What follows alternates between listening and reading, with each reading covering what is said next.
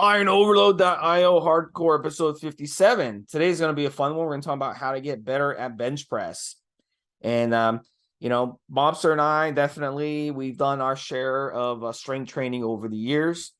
One of the things that really I consider the number one lift in the gym for powerlifting purposes is going to be bench press. Everyone always wants to know, how much you benching, So I mean, that's the number one.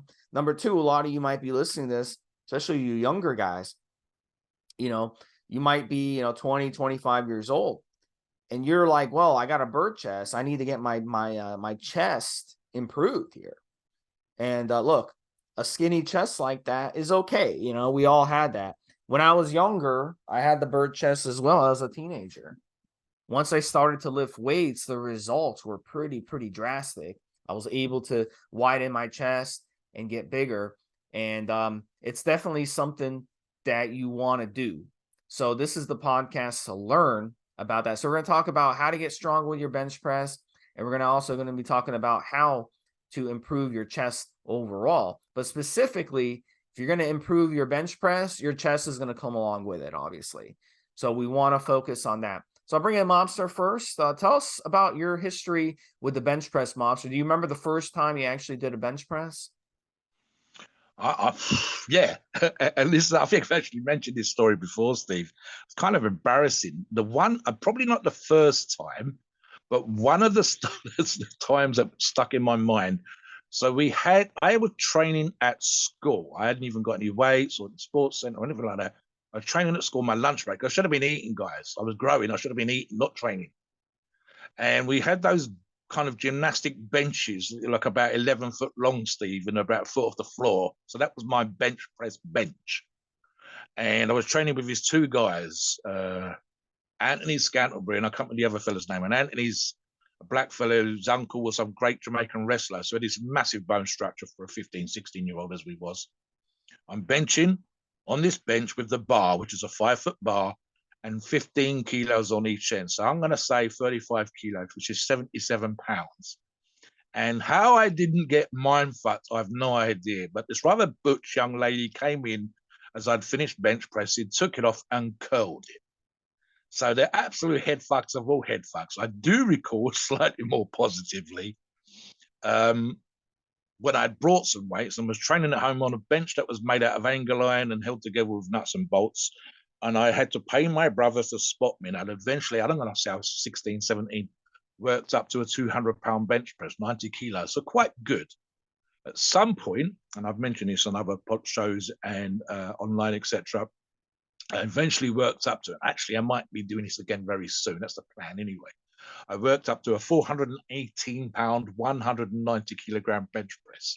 So though I've not become an absolute world phenom in bench press, 400 plus pounds is a good number. In fact, for you guys, I don't want you to be too overawed. Trust me on this. 1% of the world can bench press the equivalent of 2 plates on each side, 100 kilos, 225 pounds. Maybe in a gym, it's going to be about 5% of normal gym people, never mind in the world, that can bench three plates aside. And like Steve said, questions that you get asked is how much weight can you lift? And you think on one exercise, but most of the time they're talking about the bench press. And for some particular reason, it's stuck as a mark of how good are you compared to me. Ironically, Steve, the bench press is actually not that old of a lift. Prone pressing used to be on the floor.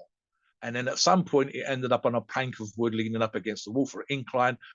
Back in the day, people were more interested in what you could press overhead than what you could press off your chest. So here's the thing, all right? Now, in terms of pectoral engagement, in terms of actually developing the chest, the bench press is not, and people are going to love this shit because I do it as much as anybody else, same as Steve, it is not the best for engaging your chest. But the key point of today's podcast is how to get better at the bench press, and specifically how to get more from it so as to engage your chest. So that's not necessarily about time under the bar and how much weight you can lift and whatever else.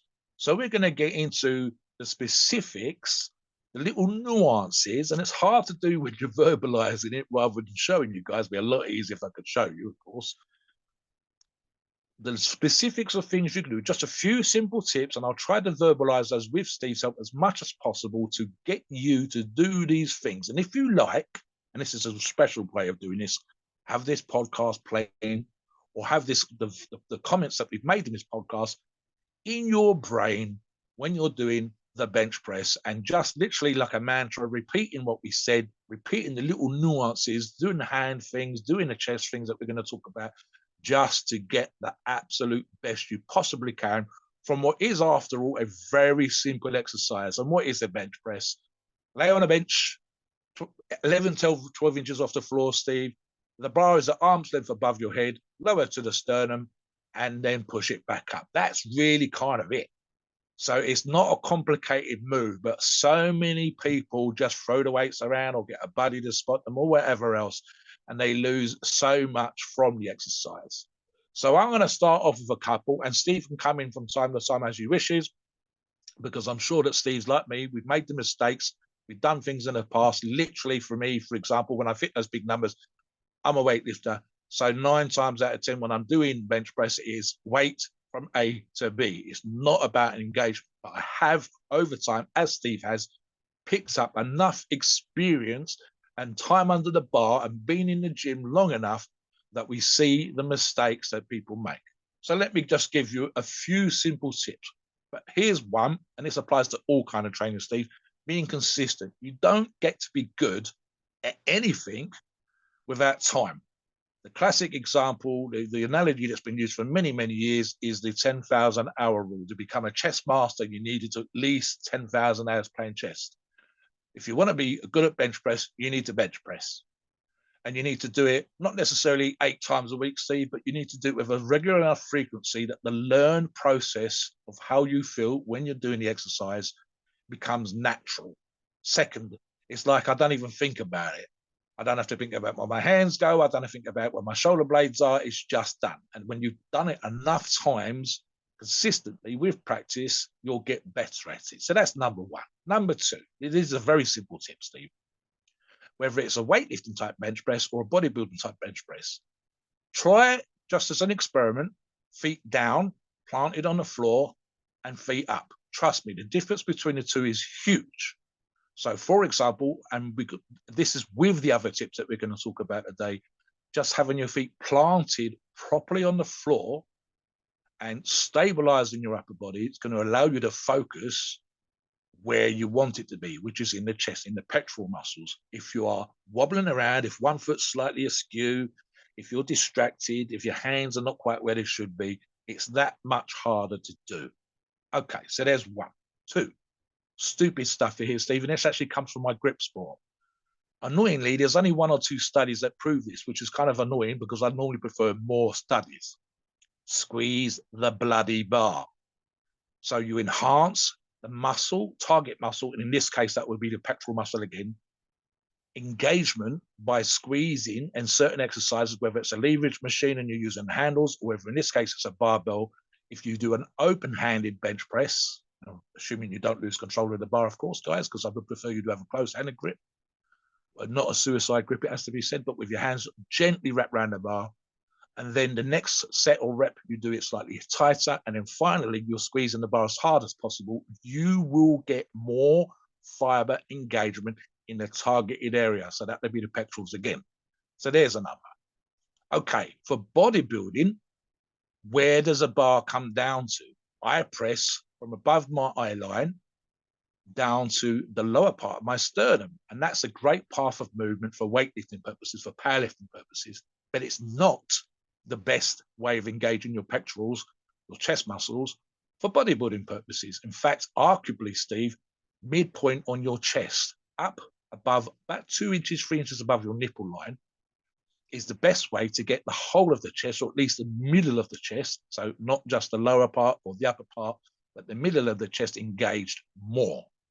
So there's a few tips, Steve. I've got more, but I'll let you jump in for a second just to give a couple of your own. So in your gym, there's always the handful of guys. It might be 1 guy, 2 guys, 3 guys, 5 guys. who are able to bench a lot of weight. And you know, one of the things that you can do is kind of get to know them, befriend them, and learn some tips for them. Watch them, watch what they're doing. So one of the tips that was given to me back when I was in my mid-20s by an older guy who was this guy was able to bench, I mean, like 500 plus pounds, and he wasn't that, you know, that he didn't weigh that much. He was like 230, 240 at the most, but he was still able to bench a lot, an insane amount of weight. And one of the tricks that he uses to do that is building consistency at a lower weight. So when you, instead of trying to always like push to max out on every workout, build consistency at a lower weight so that your body's able to adapt and improve in that way. And then that will help you get heavy weight, you know, do 1 rep, 2 rep maxes when it comes down to it. But you don't want to go in there and be doing 1 rep, 2 rep maxes, you know, on your bench days, you know, because that's just going to wear your body out and cause injuries. Go ahead, Mobster. I see you. You've gone quiet. You can't hear.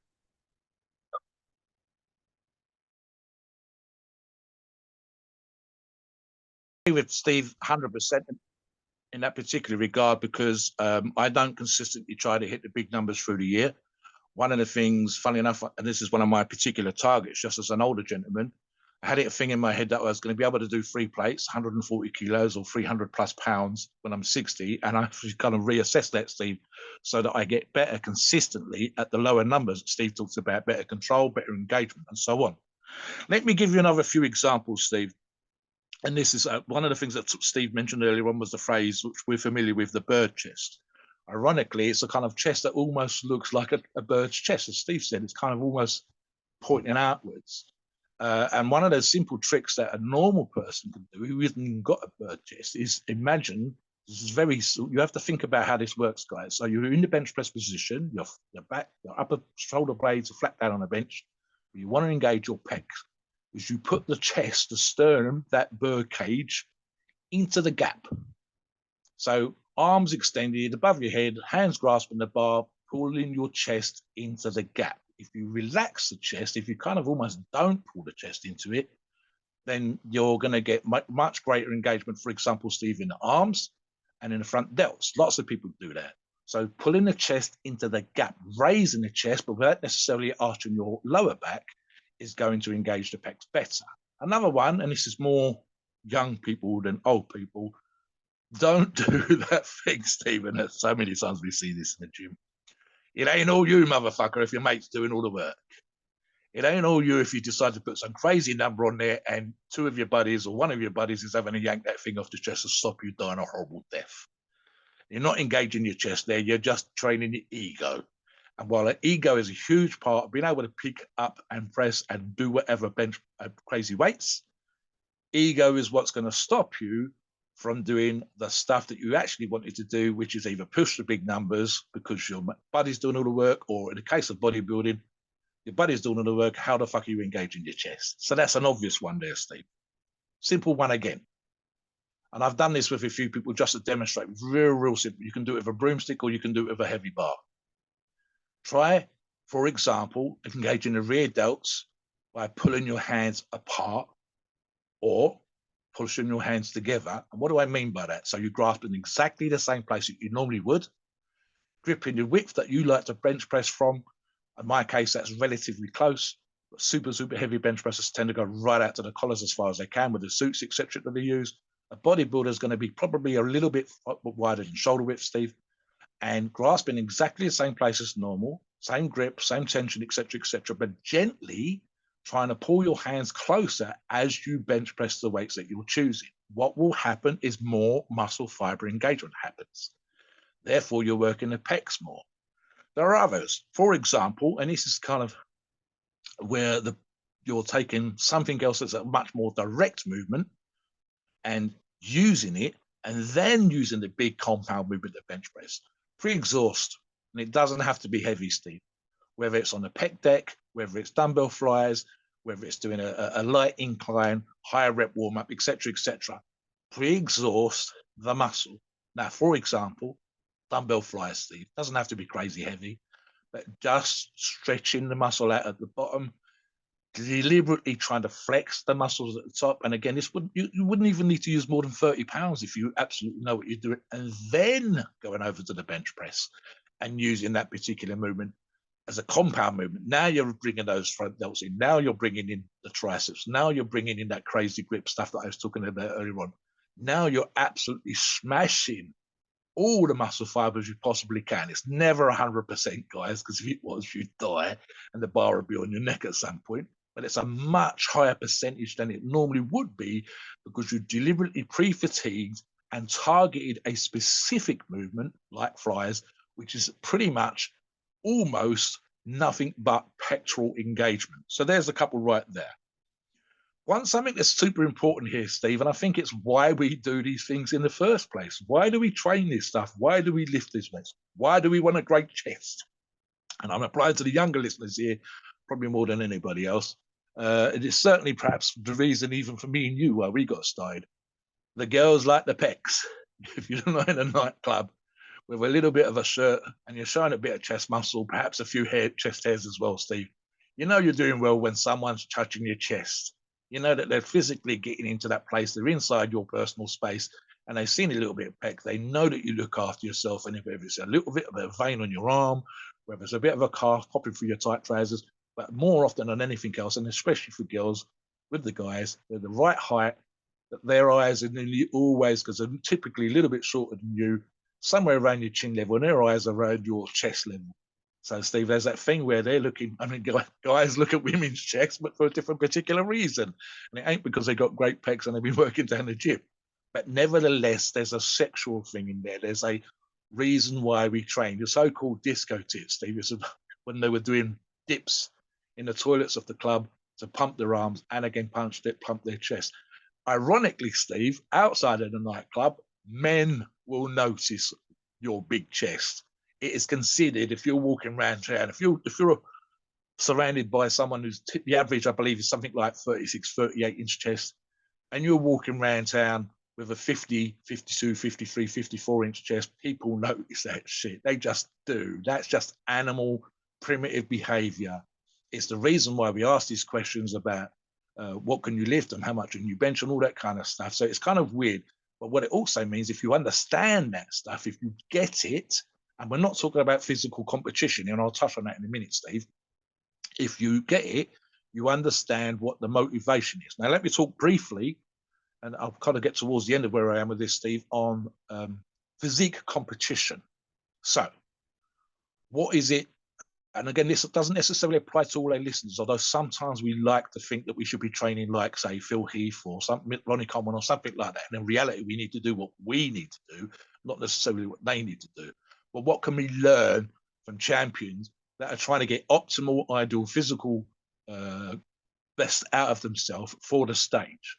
So, as an example, in Arnold's day, Steve, they did a lot of decline bench pressing as much as they did flat bench pressing. So you had the Arnold chest, which was bottom heavy, lots of pectoral development at the bottom of the chest, lots of rib cage expansion, and that kind of huge chest kind of, you see in some of the side chest photographs of Arnold, but not a lot of top chest engagement, not a lot of top chest development. But Phil Heath, as a 90s/2000s bodybuilder, he had what we would call equal development. The bottom was thick, the middle was thick, and the top was thick. And what he really had, probably what caught people's eyes the most, was that top, where he'd filled in the gap between the clavicles and the neck and almost the face with as much meat as possible to have. Funny enough, it's not actually that broad, or those delts were enormous, but his chest was completely developed from top to bottom.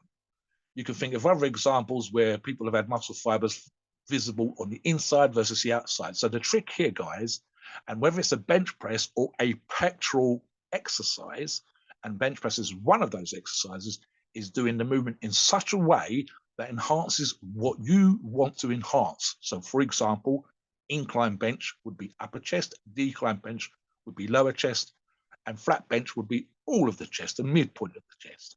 And so it's those kind of things. And we can do things, whether it's arching our back a little bit, Steve, changing the angle, even taking a flat bench and just putting a block of wood under one end, so lifting it up a few inches just to change the angle. For example, guys, again, I'm, for strength purposes, a really good, relatively speaking, close grip bench presser. But the top guys that are doing 600 kilos and absolutely crazy numbers with bench shirts, etc., are almost out to the collars. So changing your hand spacing, bringing your hands in if you go wide, bringing them out wide if you go narrow, and so on and so forth. Again, for power purposes, and I'll finish off on this, Steve, before we bring you back in. For power purposes, what else do I do? And this is common for a lot of people that do heavy benching. I work my upper back on bench day, funny enough, Steve, specifically because that's what I'm pressing from. That's what I'm just in touch with the bench. My chest isn't, my back is. I do heavy tricep work. I've just done some today, ready for tomorrow. And even if you look at the very, very top bench pressers, and this is more weightlifting than it is bodybuilding, really don't work, Steve. So just a few thoughts on that from yourself. So you bring up a good point for sure. How many times we see people walking around a gym with a big puffed up chest, walking around like a robot, but their backs are really weak. So part of building a strong chest is also building a strong back as well. And that's an absolutely great point. You don't want to develop imbalances, especially, when you're starting out at first over time. And what's going to end up happening, you see a lot of guys who just focus on bench press. They got that big bench press gut. They got no back. You never see them train their back. Why would they train their back? It's a waste of time. Their arms are really, really skinny. The front of their arms are skinny. Their biceps are skinny, and their triceps are big. Because when you're bench pressing, you're working your triceps, not so much your biceps, obviously. So you see their physiques, they just focus on bench pressing. But what happens over time is they start developing imbalances, and those imbalances will lead to injuries. And that's eventually going to catch up to them. So it's really important to balance things out. Also, train your legs. I mean, if you're going to be good at bench pressing, have a strong upper body, you got to have not just your back be strong, you got to also have your legs be strong. It's very, very important. The other thing too, when you guys are just starting out, a lot of you may be listening to this, you've only been training for a few months or even a year or two, which isn't very long. You got to build consistency in the gym. You got to keep going to the gym. You got to build the muscle memory, the body memory over time. It's very, very important. The work you put in now, the hours you put into the gym now will pay off as you get older. You can always tap into that. It's for life. Just like learning to ride a bicycle. How many people out there, they keep their bicycles in a storage unit for 10 years. They don't touch it. Then one day they open up their storage unit. They're like, yeah, I want to go start bicycling again. They get on the bicycle and they bicycle down the street. No problem. But they have a bicycle in 10 years. What the hell is going on? So body memory and muscle memory are real things. And you got to put in the hours when you're younger to do it. And then the third point, before I let Mobster, because I wanted Mobster to have the bulk of the time on this one, is that you've got to train smart. Okay. One of the things that's going to happen when you're benching and you're increasing the weight and you're doing heavy weights is there's a good chance that your shoulders are going to take a beating, and there's a good chance you'll start having tears in your shoulder. Your shoulders aren't designed to put up with the type of load when you're doing chest exercises. So our shoulders are very, very sensitive parts of our body. So you have to mitigate injuries. And the way we mitigate injuries is training smart. Don't max out. Don't do 1 rep, 2 rep maxes and try to bring your ego to the gym. Stick to more 4 or 5 rep when you want to go strong. And then when it comes to the maintenance on your body, the flexibility, the mobility is very important. So you guys can Google something called the eagle pose. It's a yoga pose called the eagle pose. And look at that. That's something you should be doing on a daily basis to increase the mobility in your elbows, in your shoulders, and your wrists, and keep everything healthy. Keep the blood flow going. And once you keep the mobility and flexibility, it's very important. I don't know where we got, Mobster, the idea that stretching and warming up properly was what wusses do or whatever. I don't know where people got this idea from, but it needs to end because it's stupid. I really think that people who say stuff like that, number one, they're not really athletes. Okay. They're just a bunch of phonies. And number two, they don't know anything about science or anything, just to say something stupid. If you go to any professional sporting event and go there early, okay, let's say the football game's at 1 o'clock and you show up at really, really early. First of all, they won't even let you in if you show up too early. But let's say hypothetically you were allowed in. They're on the field at 10 o'clock, Mobster, warming up. All right. So from 10 o'clock to 1 o'clock, they're warming up, they're stretching, they're moving around and stuff. They're getting their bodies ready for a football game. They're taking longer to warm up and stretch than they are to actually play. Actually, the time they're on the football field, it's a 60-minute game, and they're actually stretching and warming up longer than the actual game. So just think about it. Proper warm up. You must proper warm up.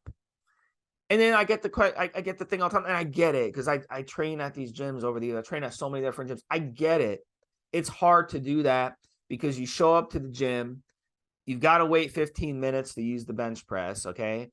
Then you get on there and you don't want to be an asshole. It's been 10, 15 minutes warming up, right? So what you do, you warm up on the side, do some push-ups, do some light weights, do some light dumbbells, get everything warmed up. This way, when the bench gets opened up, you'll be ready to jump right in and start, get a quicker warm up going. And then after your training, you should be stretching. Very, very important to get the muscle stretch, to get the ligament stretch, the tendon stretch. That lubricates the joints and keeps you healthy long term. Because I'll tell you, if you go in there and just start throwing weights around like a gorilla, you're not going to last long. So you're not going to last long at all. Take it from someone who blew out his shoulder. It's going to happen. So you can be dumb and not. I wish I had someone to tell me all this stuff, before I was in my early mid 30s and I blew up my shoulder. I wish I had people to tell me this stuff, but no one did. But this is the type of advice you're not going to hear from other people. So Mobster, give us some more advice, and then take us to the disclaimer. I think it was a really, really good show.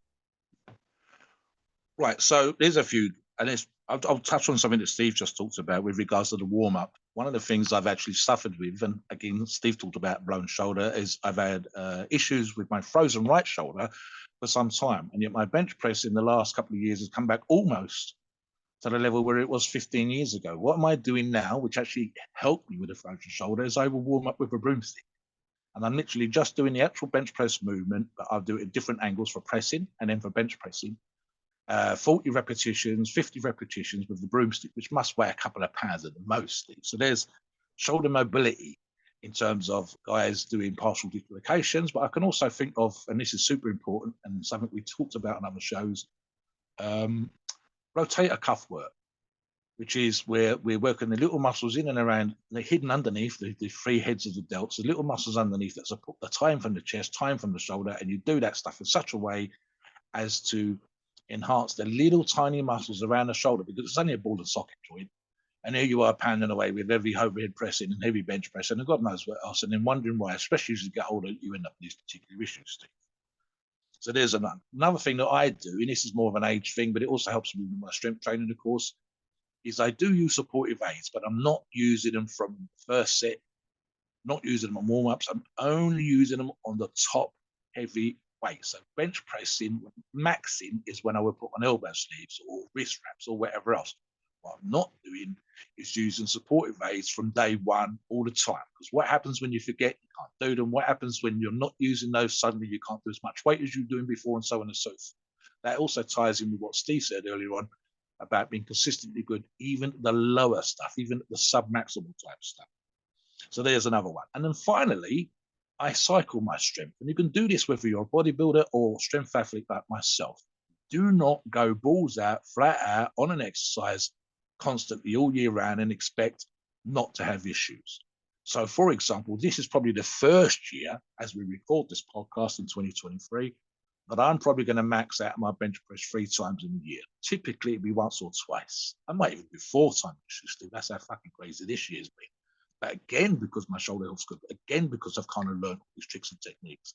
So, for example, And let me just give you a bodybuilding analogy again, Steve. You don't have to do bench press all the time. You don't have to do the same kind of bench press all the time and then expect not to be able to recover or injuries. So, for example, 3 months of the year, incline, 3 months decline, 3 months flat. 3 months with dumbbells, 3 months with barbells, and so on. So I'm doing deviations using the bench press machine, the standing bench press machine, the hammer version of it. There's a version that does upper chest, there's a version that does lower chest, there's a version where your hands do remain parallel throughout, there's another version where the hands seem to come in together. I've forgotten what it's actually called at the end of the movement, much more like dumbbells, but on a fixed plane using the machine. So there's different things you can do. And then again, if you're doing that consistently year on year on year, shoulder health stays where it is, chest enhancement is engaged and added to, and your strength over periods of time. Again, this is one of those things, guys, and we've all done press ups.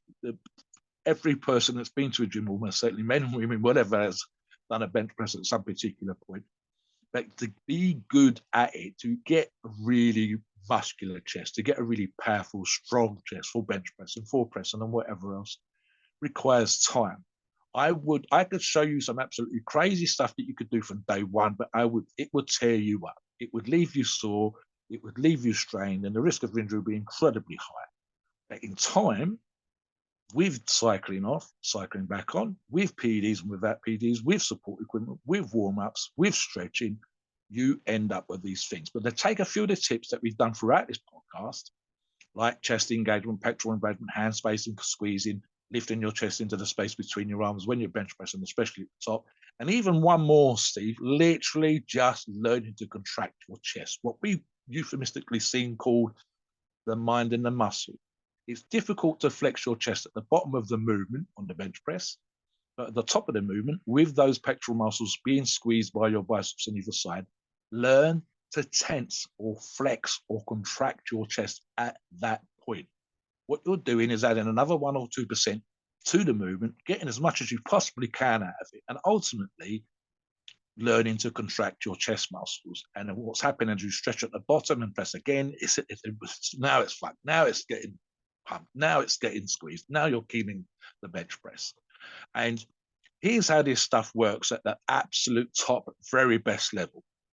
Some athletes naturally have this, others, like this podcast today, need to listen to this show, take some of the tips and learn to do those particular things. But there's a point, some part of the journey in the gym, going down the road where you're able to do these things almost without thinking. And if you can do that, I've seen people do fucked up. I've read about it. I've seen people do stuff that's absolutely crazy that you wouldn't think would be working their chest with 30-pound dumbbells, Steve, with a plate or 2 plates on a bar when they can bench 5 plates, like C said with his buddy earlier on. Because they've learned to do all these things that we've talked about, because they've learned to bring their chest into the movement, because they've learned how to get strong and they've become strong and they can go back and focus and just get as much out of the movement as they possibly can. And to the point, Steve, I'm thinking of one particular bodybuilder that's mentioned in the book I've got here, where he was able to put his mind and the muscle in the back of a gym, the back of some theatre, ready for a posing exhibition.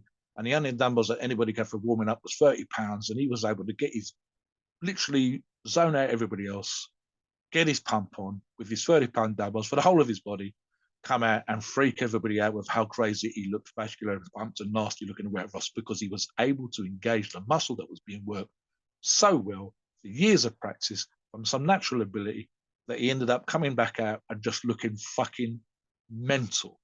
And of course, that's what we all want. We all want those massive, striated, vascular, thick-looking, strong pectoral muscles.